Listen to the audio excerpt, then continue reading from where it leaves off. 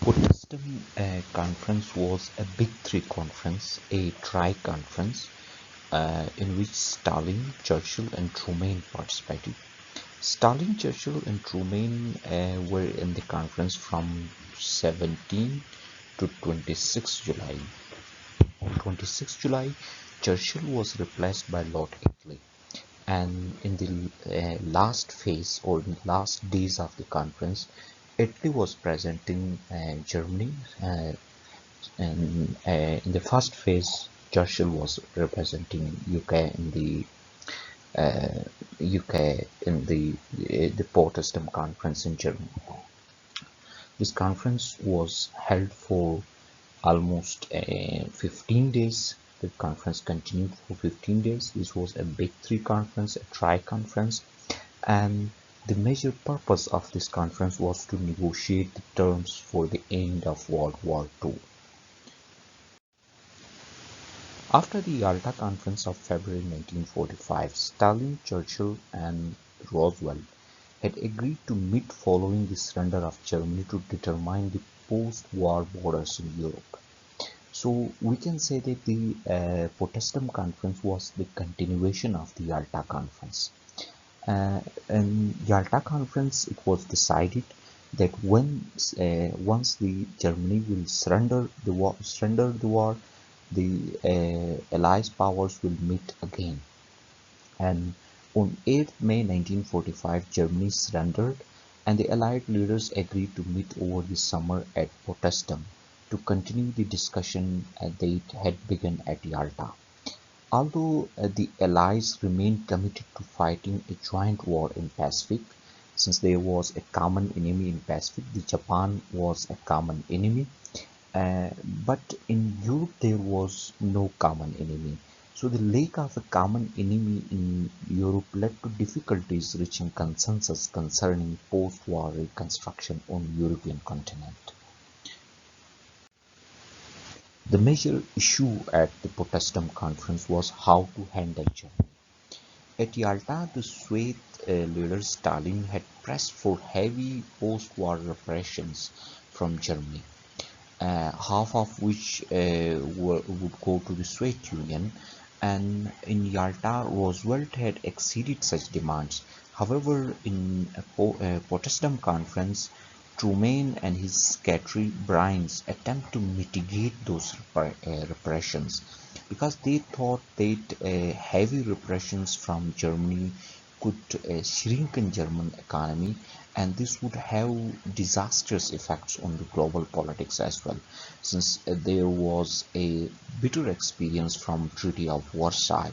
Treaty of Versailles had also put heavy repressions on Germany, and as a result of those heavy repressions, German economy was shrunken, and that shrunken economy give a breeding place for Nazis to come up, and an authoritarian and totalitarian government in Germany came into being because of that shrunken economy that facilitated the Nazis to come into power, and the world once again faced a very bloody war in 1939.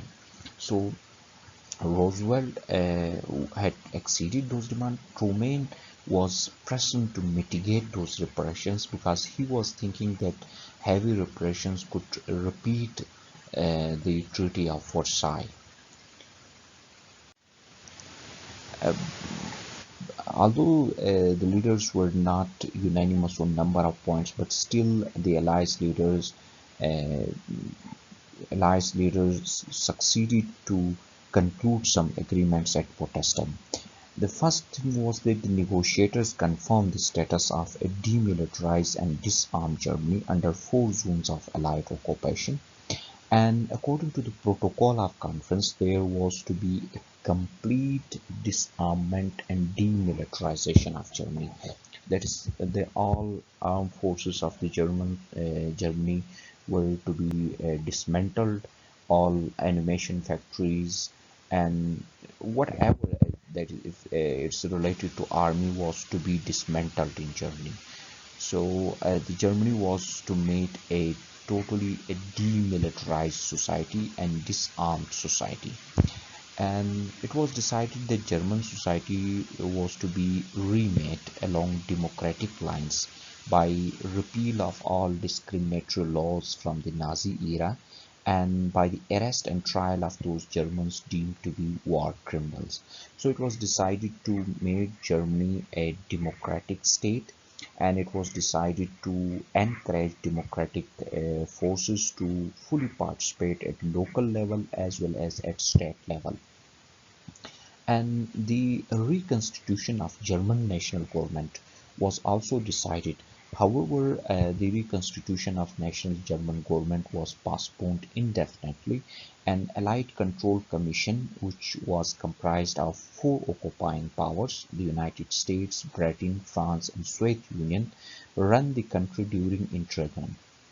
So the thing that was the German government, or the national German government, which was decided to constitute or to make a special government in Germany, that was the national German government, that was postponed indefinitely, and this that could not come into being, and the Allied powers continued their control on their respective occupied zones. The most controversial matter at Potsdam was the revision of German-Soviet-Polish border and the expulsion of several million Germans from the disputed territories. This was perhaps the most controversial issue at the Potsdam Conference.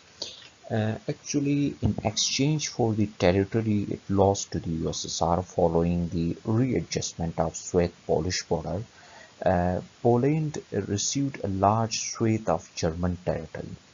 And when Poland received that German territory, they began to begin expulsion of Germans in question to other occupied nations, and as they did in their occupied areas. So the Poland also start expelling the German minority from the territory that it received after the readjustment of Soviet-Polish borders.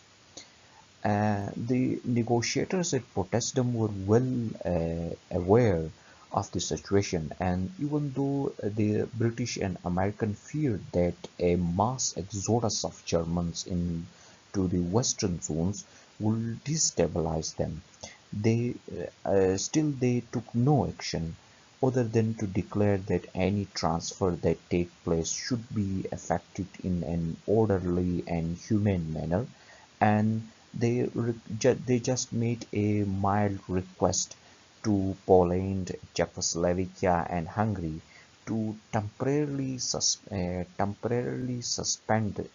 the additional deportations.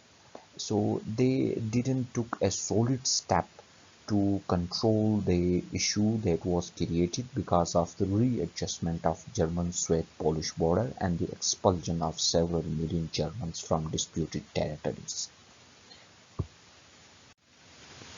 Uh, a major decision that was taken at Potsdam was the formation of Council of Foreign Ministers. The Potsdam negotiators approved the formation of Council of Foreign Ministers, and that Council of Foreign Ministers was to act on behalf of United States, Great Britain, Soviet Union, and China. And the objective or the task given to the Council of Foreign Ministers was to negotiate a peace treaty with Germany's former allies. So this was a body of foreign ministers in which there were four members: United States, Great Britain, Soviet Union, and China. And that committee of foreign ministers was asked to make a peace treaty or make peace treaties with different former allies of Germany. And in this conference, the Montreux Convention of 1936 was also revised. The Montreux Convention gave Turkey sole control over the Turkish Straits. This was signed in 1936, and this was revised in 1945 in Potsdam Conference. A Potsdam Declaration was also issued after Potsdam Conference, and this Potsdam Declaration was signed by United States, Great Britain, and China. And in this declaration, the Potsdam Declaration, they threatened Japan with prompt and utter destruction if Japan did not immediately surrender. The Soviet Union did not sign the Potsdam Declaration because Stalin was thinking to declare war on Japan. In concluding this Potsdam Conference, we can say that the Potsdam Conference is perhaps best known for President Truman's July 24, 1945 conversation with Stalin, during which time the president informed the Soviet leader that the United States had successfully detonated the first atomic bomb on July 16, 1945. Historians have often interpreted Truman's somewhat firm stance during negotiations to the US negotiating team's belief that the US nuclear capability would enhance its bargaining power.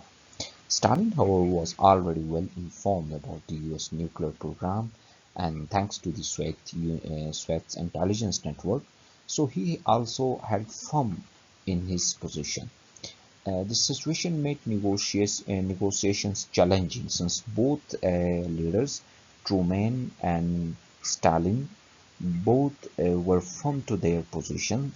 So this situation made negotiations more challenging. And the leaders of United States, Great Britain, and Soviet Union, who despite their differences had remained allies throughout the war, never met again collectively to discuss cooperation in post-war reconstruction. Thank you for joining. Take care. Goodbye.